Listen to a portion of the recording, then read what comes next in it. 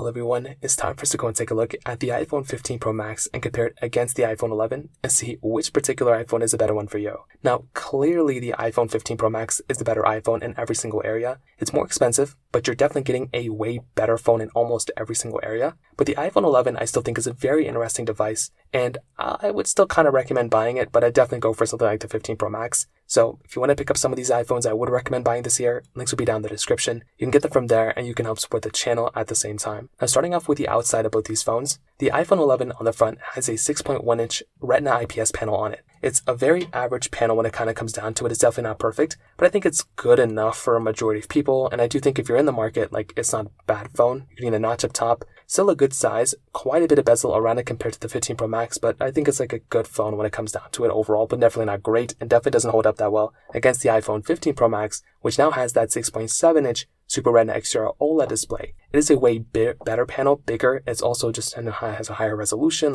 Everything across the board is better. Dynamic Island as well. ProMotion as well with 120 Hz. Definitely one of my most favorite panels of all time. And it's definitely the best iPhone panel. So we're definitely comparing one of the worst iPhone panels Apple's made throughout the last couple of years to the best one. And definitely the 15 Pro Max wins here. You're getting USB Type-C port on the bottom of the 15 Pro Max. iPhone 11 has that Lightning port. Definitely for sure the 15 Pro Max without a doubt wins here as well. Flat sides on the 15 Pro Max, curved side on the iPhone 11. On the back side, getting that standard glass back on the iPhone 11 with a dual camera setup. The iPhone 15 Pro Max, you're getting that frosted glass back with a triple camera setup. Even just that right there is a pretty big difference. You're getting just a way better back on the iPhone 15 Pro Max than the iPhone 11. Wireless charging on both, but you are getting MagSafe capability on the 15 Pro Max, and you're getting IP certification on both iPhones as well. I'll definitely say on the exterior, 15 Pro Max wins. But the iPhone 11 actually has some better colors you can choose from, which kind of is, gives it a little bit of an advantage in my opinion there. So that kind of covers it up there. Now on top of that, in terms of the cameras, like I said, it's not even fair. The iPhone 15 Pro Max wins here.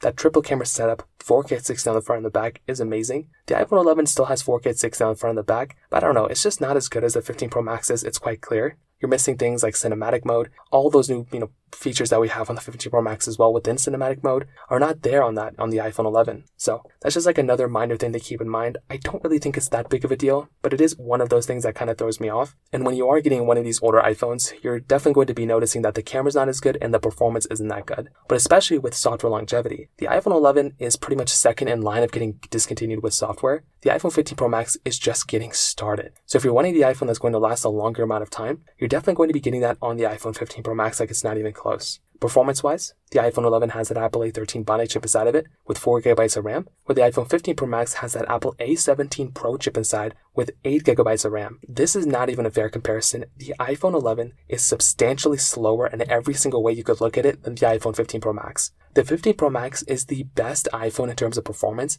and it has as much RAM, which is so funny, as the base model M3 Pro Mac or M3 Mac that Apple just made.